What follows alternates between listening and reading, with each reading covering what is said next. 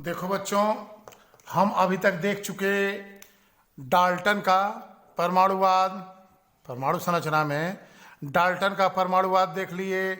Thomson ने क्या कहा ये भी देख लिए। उसके बाद जो है रदरफोर्ड का सोने की पन्नी पर प्रयोग भी देख लिए। रदरफोर्ड का मॉडल भी देख लिए और रदरफोर्ड की कमियां भी देख लिए हम, ड्रॉबैक क्या इसकी दिक्कतें थी। विज्ञान जो है गलत से सही की तरफ बढ़ने का रास्ता है। भाई टॉमसन आए तो इन्होंने कहा कि परमाणु जो है तरबूज के समान है, यानी परमाणु का तरबूज मॉडल टॉमसन ने दे दिया। रदरफोर्ड आए तो सोने की पन्नी पर प्रयोग किए और उसके बाद अपना मॉडल प्रस्तुत किए। कहे परमाणु एक गोला है और गोले के केंद्र में नाभिक है। नाभिक धनावेशित होता है, इलेक्ट्रॉन नाभिक के चारों ओर चक्कर लगाता है। टॉमसन का योगदान रहा इलेक्ट्रॉन के बारे में जानकारी। रदरफोर्ड का योगदान रहा नाभिक के बारे में जानकारी, यानी नाभिक को दुनिया से परिचित कराया किसने? रदरफोर्ड ने। रदरफोर्ड ने बताया कि नाभिक है और यह नाभिक धनावेशित होता है, यानी इलेक्ट्रॉन और नाभिक इसके बारे में हम जान गए। रदरफोर्ड के साथ दिक्कत क्या हुई? पहली समस्या यह थी कि रदरफोर्ड जो है परमाणु के स्पेक्ट्रम की व्याख्या करने में असफल रहा। स्पेक्ट्रम के बारे में जो है अभी डिटेल और आगे बताया जाएगा। हाँ, मोटा मोटी ये जानो कि हम स्पेक्ट्रम को देख करके परमाणु की पहचान कर सकते हैं, किसी यौगिक की पहचान कर सकते हैं, लेकिन उसे मुंह आंख कान नाक नहीं रहता है कि आंख है नाक है सोडियम का, नहीं। उसमें जो है बैंड्स मिलेंगे, लाइनें मिलेंगी, ऐसे ऐसे ऐसे ऐसे करके खींच दिया जाएगा। तो यह कुछ न कुछ कहता है कि क्या लाइन क्यों मोटी है, यह क्यों तीखी और लंबी है, यह छोटी छोटी चीजें क्या बता रही हैं, ये सब बातें रदरफोर्ड नहीं बता पाए। ठीक, यानी स्पेक्ट्रम की व्याख्या नहीं कर सके। दूसरा जो है रदरफोर्ड का ड्रॉबैक क्या था, कमी क्या थी कि इलेक्ट्रॉन जो है वृत्ताकार पथ पर चक्कर लगा रहा था। वृत्ताकार पथ पर चक्कर लगाने से इसकी दिशा बदल रही थी और दिशा बदलने से इसमें त्वरण उत्पन्न हो रहा था और त्वरण उत्पन्न होने से यह अपनी ऊर्जा का ह्रास कर रहा था और धीरे धीरे आके नाभिक से टकराने लगेगा, करीब आएगा और नाभिक से टकराकर परमाणु को नष्ट कर देगा। चूंकि परमाणु नष्ट नहीं होता है इसलिए रदरफोर्ड का परमाणु मॉडल दोषयुक्त था। तब इसी का असिस्टेंट थे निल्स बोर। निल्स बोर ने जो है बताया, अपना मॉडल प्रस्तुत किया। इसने कोई प्रैक्टिकल नहीं किया, विदाउट प्रैक्टिकल इसने अपना पास्टुलेट दिया, अपनी बातें रखी। क्या कहा इसने? देखो, जैसे ये नाभिक है, इसके चारों ओर यह इलेक्ट्रॉन है, यही ना है कोष में। तो इसने जो है इसके चारों ओर जो इलेक्ट्रॉन घूम रहा है, तो इसने कहा कि इलेक्ट्रॉन नाभिक के चारों ओर एक नहीं अनेक वृत्ताकार पथों पर गति करता रहता है। इलेक्ट्रॉन नाभिक के चारों ओर एक नहीं अनेक वृत्ताकार पथों पर गति करता रहता है। इन वृत्ताकार पथों को बोर ने कोष या कक्षा या ऊर्जा स्तर कहा। तीन ही बातें बोर ने बताई हैं। ठीक, बोर ने कुल मिलाकर तीन ही बात कही और वही 3 पॉइंट पर हमको डिस्कस करना है बोर के मॉडल में। इसने कहा इलेक्ट्रॉन नाभिक के चारों ओर एक नहीं अनेक वृत्ताकार पथों पर गति करता है। इन वृत्ताकार पथों को बोर ने कोष या कक्षा या ऊर्जा स्तर कहा। है पहला कोष है, दूसरा कोष है, तीसरा, चौथा, ऐसे 5वां 6वां 7वां कई कोष हो गए। एक बात और कही इसने, कहा कि जो इलेक्ट्रॉन जिस कक्षा में घूम रहा है उसी कक्षा में वह घूमेगा। यानी यह इलेक्ट्रॉन पहली कक्षा में घूम रहा है तो पहली में घूमेगा, और या दूसरी में घूम रहा है तो दूसरी में घूमेगा, या तीसरी में या चौथी में। तो इसने कहा कि जो इलेक्ट्रॉन जिस कक्षा में घूम रहा है वह उसी में घूमेगा। इस अवस्था को बोर ने विरामावस्था,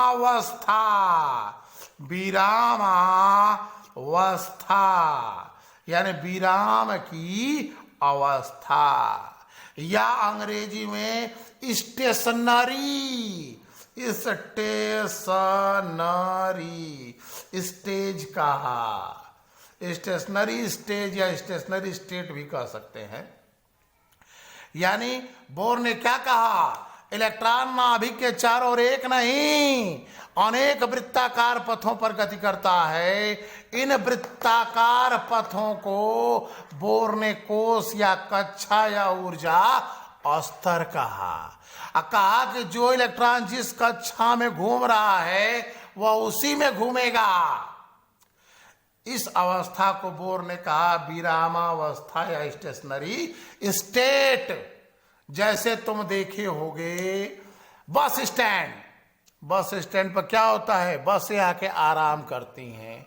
रेलवे स्टेशन, वहां ट्रेनें आके आराम करती हैं। तो उसी तरीके से इलेक्ट्रॉन भी इसमें अपने वाले में घूम रहे हैं, ठीक। तथा इन कक्षाओं को उसने कहा बंद वृत्तीय पथ, बंद वृत्तीय पथ। इन कक्षाओं को बंद वृत्तीय पथ कहा। वृत्ताकार पथ है लेकिन कैसा है, कैसा है, ये बंद है, अर्थात इसी में घूमना है। तो बोर का पहला पॉइंट कोष के बारे में था। उसने कहा कि कोष क्या चीज है। तो संसार को कोष से अवगत सबसे पहले किसने कराया, बोर ने कराया। बोर ने बताया इलेक्ट्रॉन जो है नाभिक के चारों ओर अनेक वृत्ताकार पथों पर गति करता है। इन वृत्ताकार पथों को बोर ने कोष या कक्षा कहा, तथा बताया क्या कि जो इलेक्ट्रॉन जिस कक्षा में घूम रहा है वह उसी में घूमेगा। इस अवस्था को उसने एक नाम दिया, क्या, विरामावस्था। तथा इन कक्षाओं को कहा बंद वृत्तीय पथ। बात समझ में आ गई। तब पहला पॉइंट इसने बताया कोष के बारे में कि कोष क्या चीज है, किस चिड़िया का नाम है। तो कोष की अवधारणा सर्वप्रथम किसने दी, बोर ने दिया, ठीक। पहला पॉइंट दिमाग में एक खाका बनाए रहना कि यह पहला कोष, यह दूसरा कोष, यह तीसरा कोष, ऐसे तमाम कोष रहेंगे। दूसरा पॉइंट बड़ा चालाक था ये, कौन, बोर। इसने दूसरा पॉइंट बताया, कहा इलेक्ट्रॉन एक कक्षा से दूसरी कक्षा में जा सकता है। पहले तो कहा कि वो उसी में घूमेगा, इसको उसने कहा विरामावस्था या स्थिरावस्था। इन कक्षाओं को कहा बंद वृत्तीय पथ।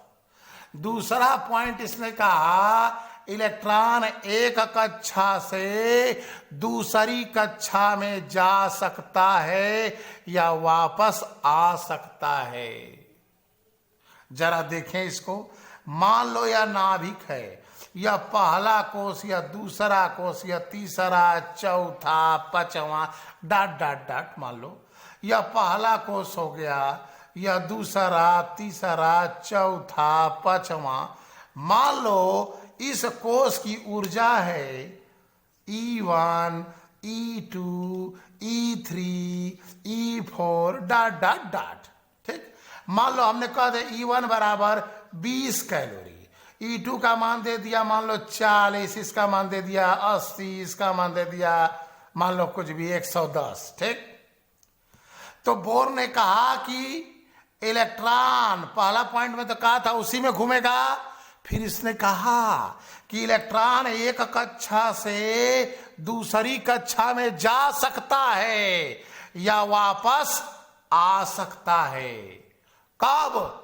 जब यह ऊर्जा ग्रहण करे या निष्कासित करे।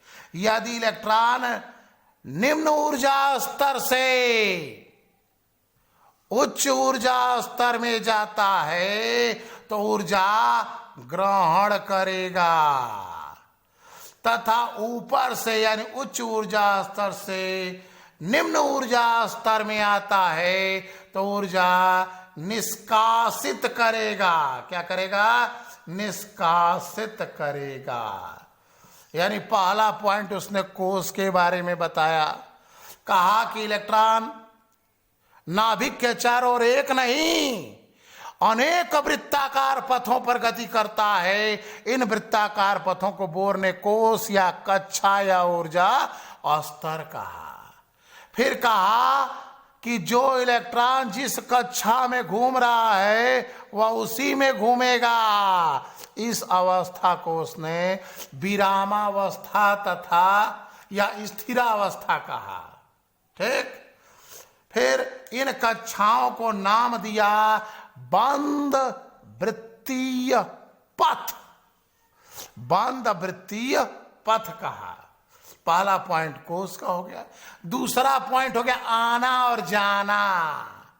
पहला पॉइंट कोष पर और दूसरा पॉइंट किस पर कहा? आना और जाना। कहा कि इलेक्ट्रॉन एक कक्षा से दूसरी कक्षा में जा सकता है या वापस आ सकता है। कब? जब वह ऊर्जा ग्रहण करे या निष्कासित करे। कहा यदि इलेक्ट्रॉन निम्न ऊर्जा स्तर यानी निचली कक्षा से उच्च ऊर्जा स्तर में जाता है तो ऊर्जा ग्रहण करेगा, और अगर ऊपर से नीचे आता है उच्च ऊर्जा स्तर से निम्न ऊर्जा स्तर में आता है तो ऊर्जा निष्कासित करेगा। ठीक। जैसे एक एग्जाम्पल देखते हैं। मान लो इलेक्ट्रॉन जो है पहली कक्षा से दूसरी कक्षा में जा रहा है। कितना ऊर्जा लेगा जी? पहली का हमने ऊर्जा मान लिया था 40, इसका 20, तो कितना लेगा? 20 ना। अंतर क्या रहा? 20 का। मान लो इलेक्ट्रॉन पहली कक्षा से 5वीं में जाता है तो कितने का अंतर है जी? 90 का, तो 90 लेगा एनर्जी। मान लो एक इलेक्ट्रॉन है, वह जो है पहला, दूसरा, तीसरा, चौथा। इलेक्ट्रॉन जो है चौथी कक्षा से दूसरी में आता है तो कितनी ऊर्जा निकालेगा? जरा चौथी का देखो तो 110 माने हो, और दूसरी का क्या माने हो? 40। 40 से 110 कितने का अंतर हुआ जी? 40, यानी 50 और 10 60। इतनी ऊर्जा निष्कासित करेगा। बात समझा गई? तो पहला पॉइंट उसने कहा कोष के बारे में, दूसरा पॉइंट कहा आना और जाना, और तीसरा पॉइंट कहा गाना और बजाना। इसको जरा देखते हैं। आना जाना देख लिए, कोष के बारे में देख लेते, नहीं गाना बजाना क्या है जी? ये देखो हो गया नाभिक, इसके चारों ओर हो गया पहला कोष या दूसरा कोष। इसमें जो इलेक्ट्रॉन घूमेगा तो देखो वृत्ताकार पथ पर जब घूमेगा तो इसमें जब वेग की बात करेंगे तो हम कहेंगे कोणीय वेग, और संवेग की बात करेंगे तो कहेंगे कोणीय संवेग। सीधी रेखा में चलता है कोई चीज तो हम कहेंगे वेग, अगर संवेग की बात करेंगे तो कहेंगे संवेग। लेकिन वही गोल गोल घूमेगा, चक्कर काटेगा, तो इसे कहेंगे कोणीय संवेग। एंगल बनाते हुए चल रहा है ना, तो इसे क्या कहेंगे? कोणीय संवेग। तो तीसरा पॉइंट कर जो नाच रहा है एंगल बना के, यानी उस पर बता रहा है कोणीय संवेग। कौन सा? कोणीय संवेग, एंगुलर मोमेंटम। इसका संकेत है जे। इसने कहा कि कोणीय संवेग जे बराबर N H cross, N H cross. जरा देखें प्रश्न कैसे आएगा। ये हो गया नाभिक, ये हो गया मान लो पहला कोष, और ये हो गया मान लो दूसरा कोष, पहला ये दूसरा। कहा जाए एक इलेक्ट्रॉन पहली कक्षा में चक्कर लगा रहा है, किसमें? पहली कक्षा में। तो इसका कोणीय संवेग J बराबर क्या होगा? तो यन जो है ये है कोष की संख्या या मुख्य क्वांटम संख्या। तो यहां हो जाएगा J बराबर 1H क्रॉस, यानी कह सकते H क्रॉस। दूसरा कोष में है तो कोणीय संवेग बराबर क्या हो जाएगा? 2H cross. अब हमको एक प्रश्न बताओ, एक इलेक्ट्रॉन जो है पांचवी कक्षा में चक्कर लगा रहा है, कौन थी? पांचवी, यानी ये नाभिक हो गया पहला, दूसरा, तीसरा, चौथा, पांचवा कक्षा में चक्कर लगा रहा है। तो पांचवी कक्षा में चक्कर लगा रहा है तो इसका एंगुलर मोमेंटम J बराबर क्या होगा? तो सूत्र है J बराबर NH क्रॉस। तो N का मान क्या हुआ? 5, तो 5H क्रॉस। ठीक, थोड़ा और समझते हैं, इसके डेप्थ में जाते हैं। यहां जो तुम लिख रहे हो J बराबर NH क्रॉस, ये जो H क्रॉस है ये क्या है? तो H क्रॉस बराबर होता है H अपान 2 पाई। बराबर को तुम समझ रहे हो, 2 एक संख्या है, समझ रहे हो।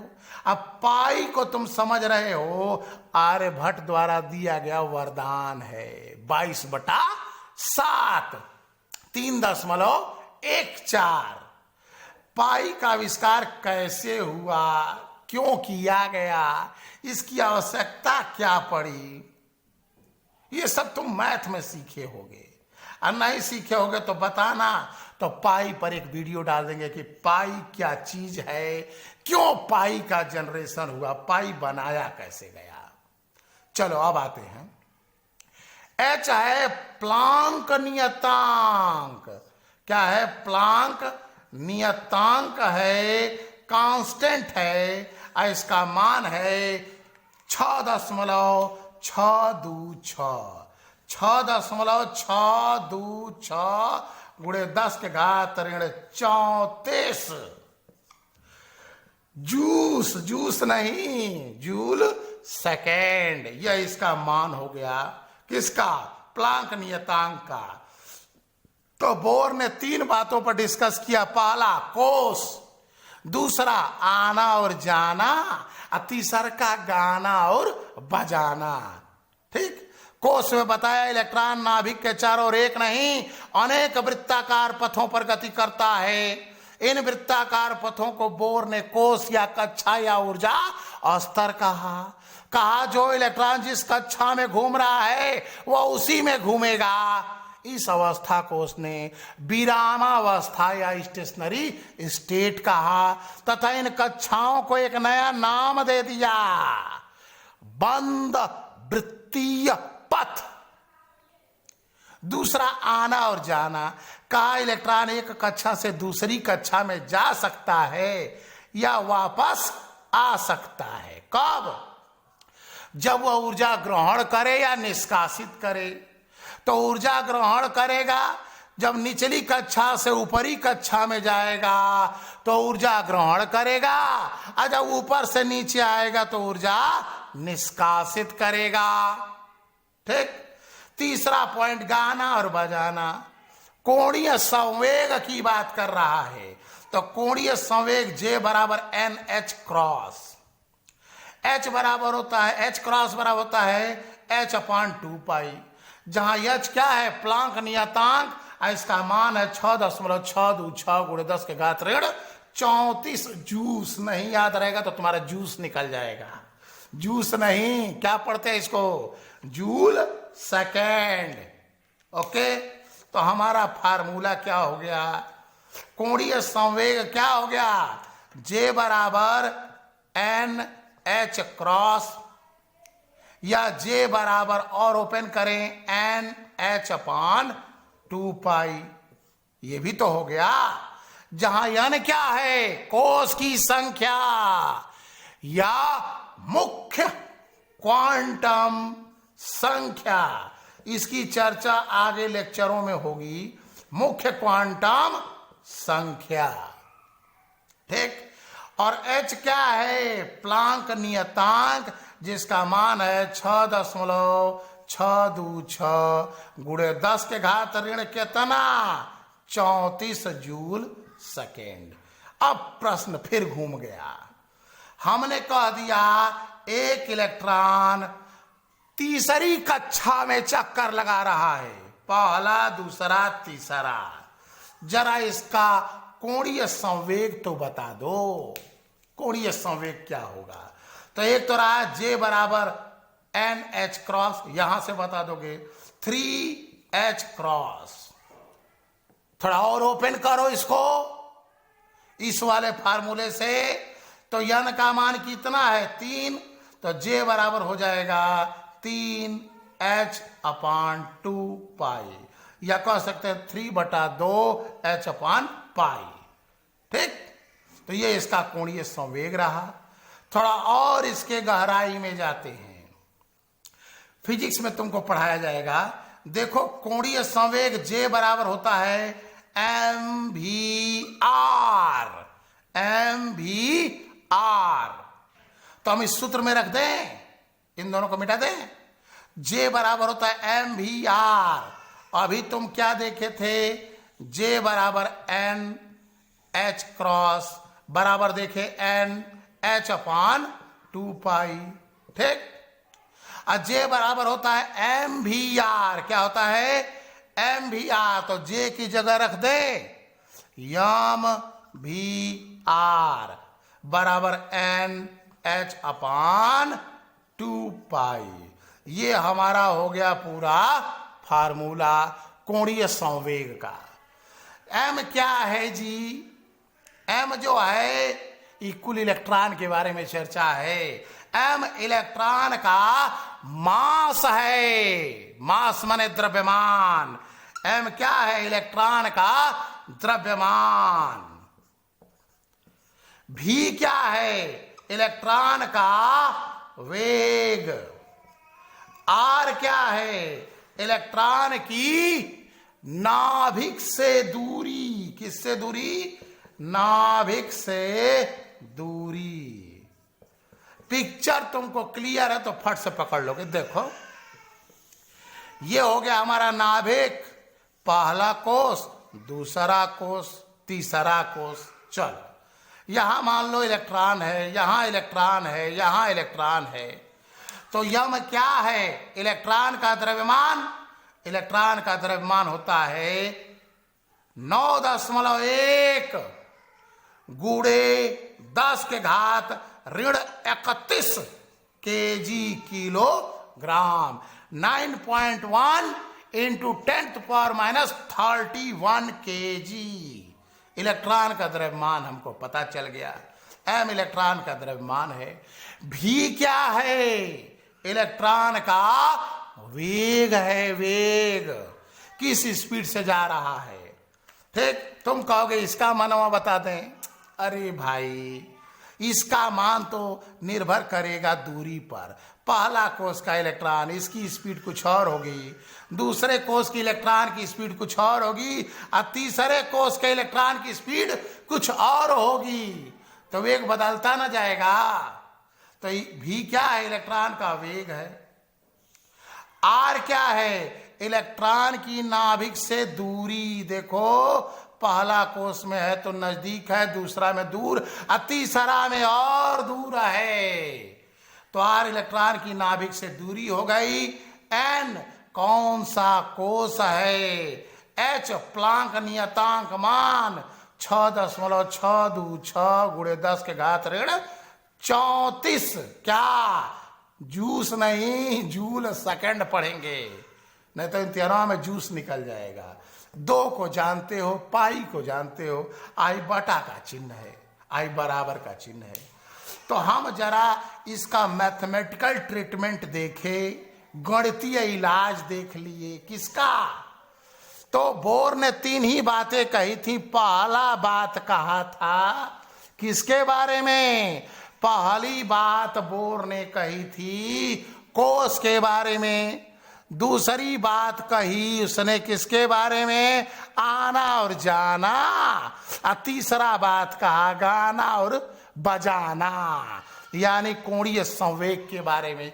इसका तुमने गणितीय स्वरूप देख लिया। J बराबर NH क्रॉस, J बराबर NH अपॉन 2 पाई। फिर J का मान रख दो MVR बराबर NH अपॉन 2 पाई। इसी फार्मूले को 3 रूपों में तुमने देख लिया। अब जरा हम इन दोनों के भी गणितीय स्वरूप को जरा देख ले। तो पहले पॉइंट पे आते हैं। पहले पॉइंट पे इसने क्या कहा था? पहले पॉइंट पे इसने कहा था कोस के बारे में कि यही नाभिक है, एक कोस नहीं, अनेक वृत्ताकार पथों पर गति करता है। इन वृत्ताकार पथों को बोर ने कोस या कक्षा या ऊर्जा स्तर कहा। फिर बताया जो इलेक्ट्रॉन जिस कक्षा में घूम रहा है वह उसी में घूमेगा। अरे भैया कहले से हुई है, कह दिया कि इसी में घूमे। तो रदरफोर्ड भी कह सकता था ना ना गिरी ना यही में घूमी है। तो कुछ प्रूव करेंगे इसको। तो इसने इसको बताया क्यों नहीं यह इलेक्ट्रॉन इसमें गिरेगा, इस नाभिक के अंदर यह इलेक्ट्रॉन क्यों नहीं गिरेगा, क्या होगा वहां। तो उसका व्याख्या किया। मान लो यह नाभिक है, ठीक।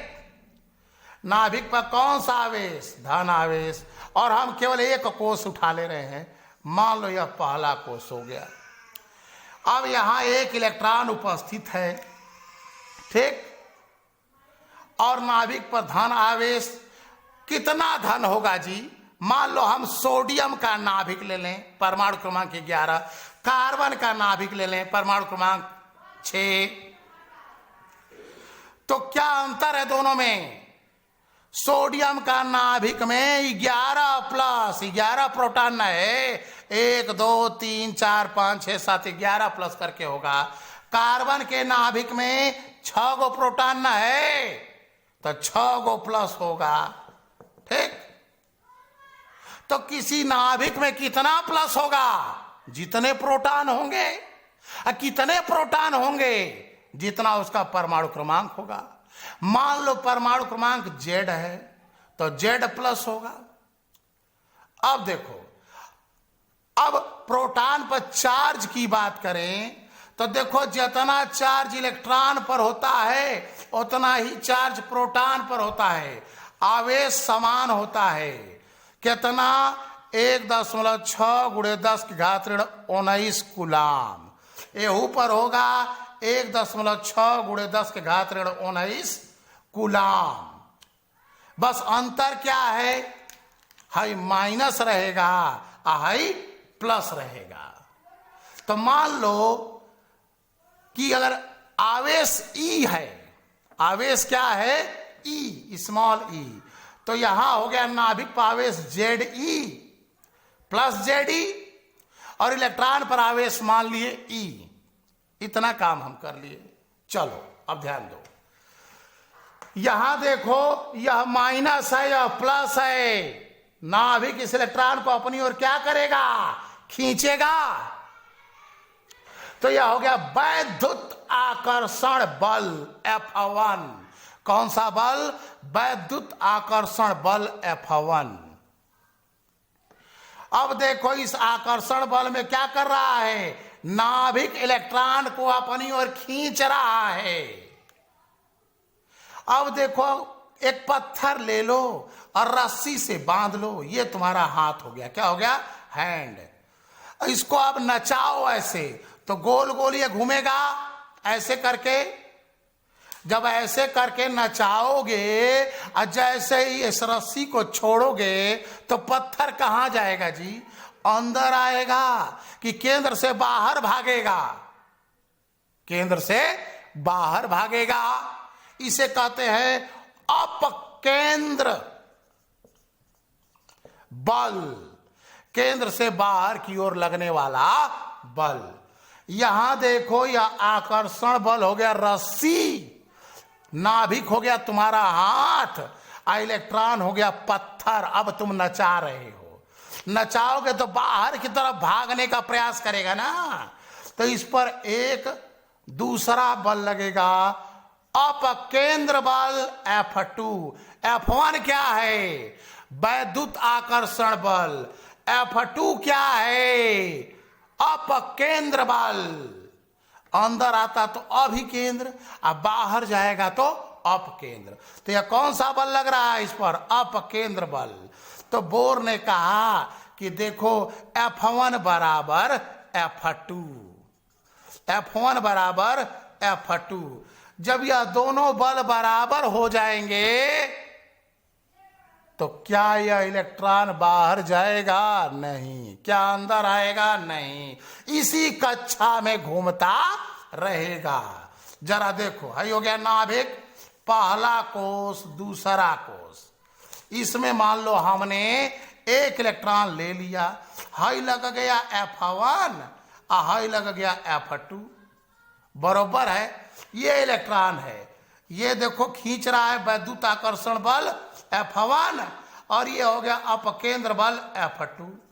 यह दोनों बराबर हो गए तो दूसरी कक्षा में ही घूमेगा, और यहां जब बराबर हो गया तो पहली कक्षा में घूमेगा।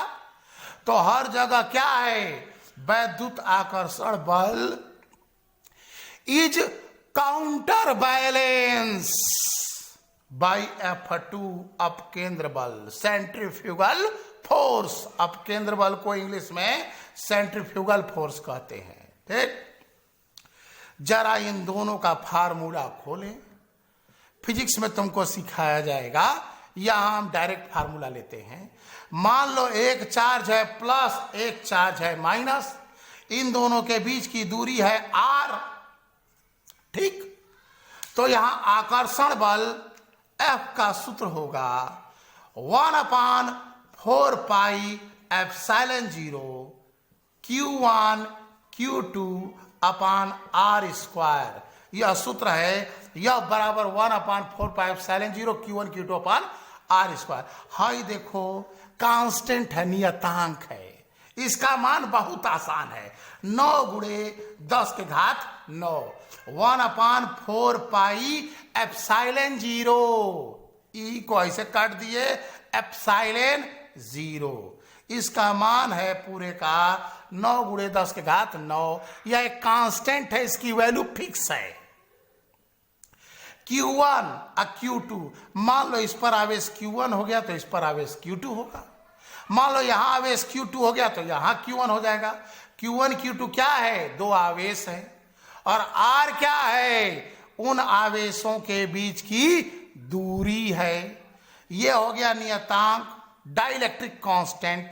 ये हो गया 1/4 पाई एप्सिलॉन 0, जान लो नियतांक है। मान 9 गुणे 10 के घात 9। Q1 एक पर आवेश, Q2 दूसरे पर आवेश, और R क्या है? उन आवेशों के बीच की दूरी। ठीक, अगर यह प्लस माइनस है तो यहां आकर्षण बल होगा, अगर दोनों सेम आवेश हैं तो वहां प्रतिकर्षण होगा। हम इसकी चर्चा करें, यहां पर आते हैं। तो यहां जो है F की बात करें तो F बराबर क्या है? F1 का मान निकालें तो 1/4 पाई एप्सिलॉन 0 Q1। मान लो इलेक्ट्रॉन पर आवेश Q1 हो गया तो इस पर आवेश क्या माने हैं? E, और नाभिक पर आवेश Q2 हो गया तो इसका आवेश हो गया ZE अपान R स्क्वायर। R क्या है? इलेक्ट्रॉन की नाभिक से दूरी। E क्या है? इस पर आवेश। ZE क्या है? नाभिक पर आवेश। ठीक, तो हम इसको हल करें तो ZE स्क्वायर हो जाएगा, ZE स्क्वायर MKS पद्धति में। तो F1 का मान रख दें यहां, तो F1 का मान क्या हो गया? 1/4 pi epsilon 0 ZE square upon R square, बराबर F2, फिजिक्स में तुम्हें सिखाया जाएगा आगे। F2 बराबर है क्या? अपकेंद्र बल mv²/r, ये होता है। m क्या है? इलेक्ट्रॉन का द्रव्यमान। v क्या है? इलेक्ट्रॉन का वेग। कुल इलेक्ट्रॉन के बारे में चर्चा है। r क्या है? इलेक्ट्रॉन की नाभिक से दूरी। तो यहां लिख दें mv²/r, mv²/r। ये हो गया। देखो r से r कट जाएगा एक बार, उसकी हमको जरूरत नहीं है, जब कटाया जाएगा तो देखा जाएगा। हम समझे यहां तो कहता है कि 1/4πε0 ZE²/r² बराबर mv²/r, जहां 1/4πε0 कांस्टेंट है, मान 9×10⁹। Z परमाणु क्रमांक है, कितने प्रोटॉन ना? सोडियम है तो 11, कार्बन है तो 6, लिथियम है तो 3, हाइड्रोजन है तो 1 ना? ई इलेक्ट्रॉन पर आवेश कितना? 1.6×10⁻⁹ क्या?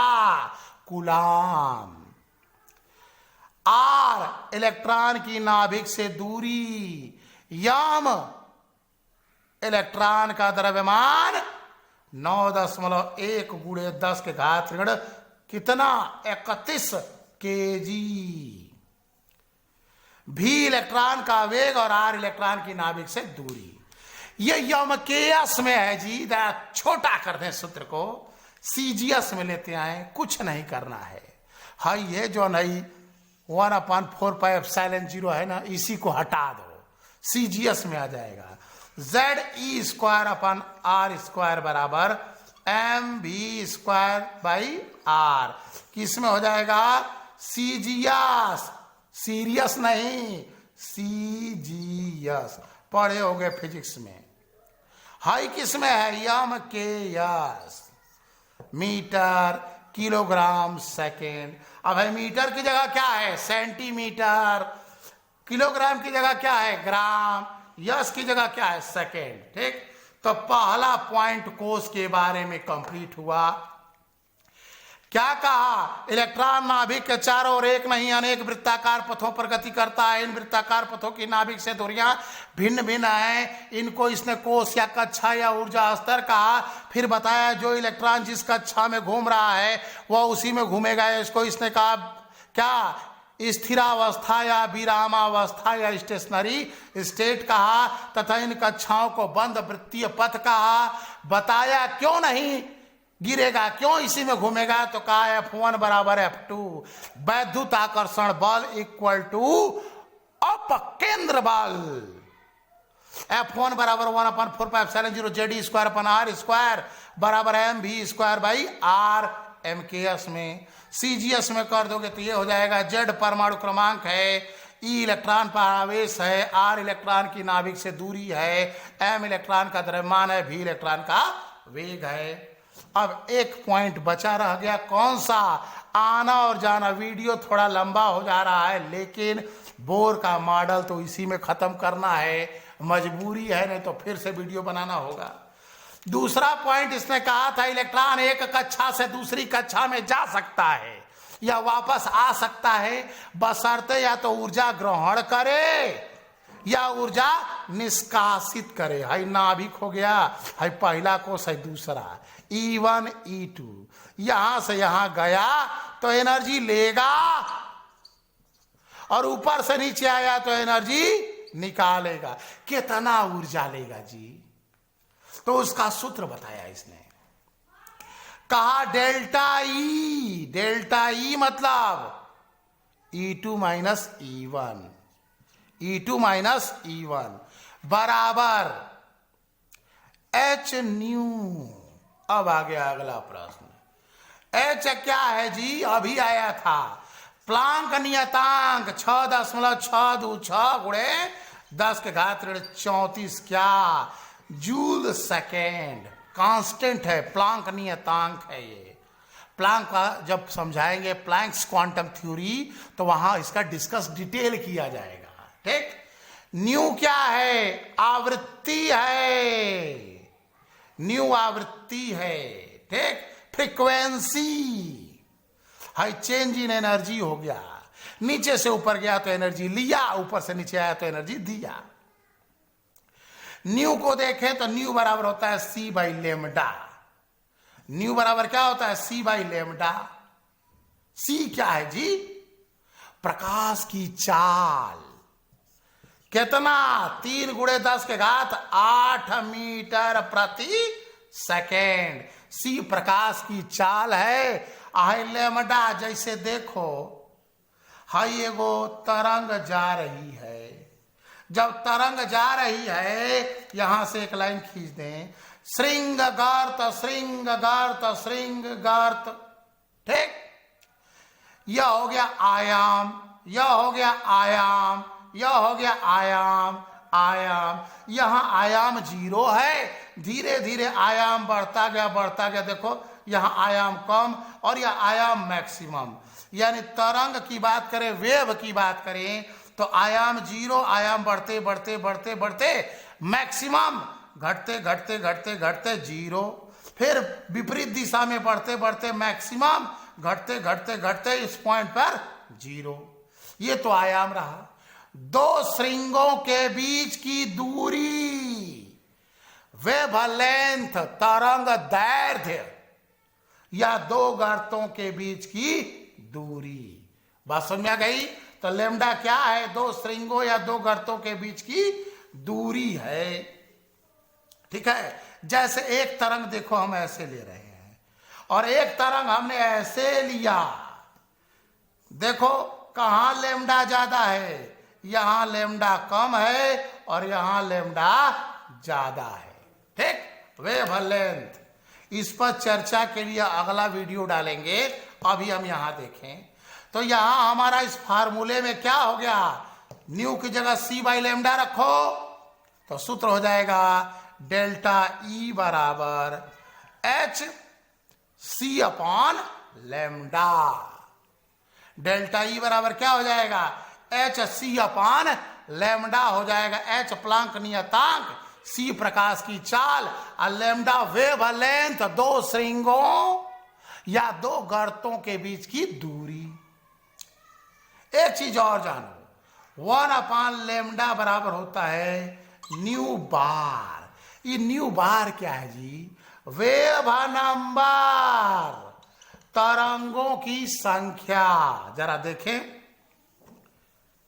जैसे मान लो एक तरंग चल रही है और एक यह तरंग चल रही है, इतनी दूरी में यहां तरंग ज्यादा ना हो गई जी, यहां वेव नंबर ज्यादा हो गया और यहां वेव नंबर क्या हो गया? कम हो गया। तो वेव देखो, यहां वेवलेंथ अधिक है और यहां वेवलेंथ क्या है? कम है। जब वेवलेंथ कम है तो इतनी ही दूरी में वेव नंबर ज्यादा हो गया, तरंगों की संख्या अधिक हो गई। देखो लहरियाना ज्यादा है और यहां वेवलेंथ ज्यादा है तो तरंग कम है। तो 1 अपॉन लेमडा को कह सकते हैं न्यू बार। तो देखो 1 अपॉन लेमडा है ना, इसको न्यू बार कह सकते हैं। तो सूत्र हो गया एच सी न्यू बार। तो हमारा तीसरा पॉइंट क्लियर हो गया। एक में मिला के सूत्र लिख दें, डेल्टा ई बराबर एच न्यू बराबर एच सी अपॉन लेमडा बराबर एच सी न्यू, कपड़ा पे डंडा को बार पढ़ते हैं, न्यू बार। तो 3 पॉइंट बोर ने कहा था। बोर देखो बड़ा लंबा है, जब तक तुमको बोर न कर दे तब तक बोर खत्म होने वाला नहीं है। प्रतियोगी परीक्षा की दृष्टि से बोर का परमाणु मॉडल अत्यंत इंपॉर्टेंट है। एक तरह से समझो रसायन तुम्हारा बोर से ही चालू हुआ। नोबेल प्राइज मिला था बोर को। तो बोर ने 3 बातें कही। पहला, कोष क्या है, कैसे घूमेगा, क्यों नहीं गिरेगा, ठीक है, सूत्र क्या होगा। दूसरा, आना जाना, डेल्टा ई बराबर एच न्यू बराबर एच सी अपॉन लेमडा बराबर एच सी न्यू बार, हाई वेव नंबर है, तरंग संख्या। और J बराबर एन एच कट बराबर M V R, N H cut का बराबर, या फार्मूला फाइनल आया था एम वी आर बराबर एन एच अपॉन 2 पाई। तो ये हमारा रहा बोर का परमाणु मॉडल। अब हम देखेंगे बोर की त्रिज्या और बोर्स एनर्जी। इन फार्मूलों की सहायता से हम काम करेंगे। बोर के वीडियो को थोड़ा 2-3 बार देखिएगा, तब जाकर के सारे पॉइंट्स क्लियर हो जाएंगे। इसके बाद भी कोई दिक्कत हो तो बताइएगा और क्लियर कर दिया जाएगा।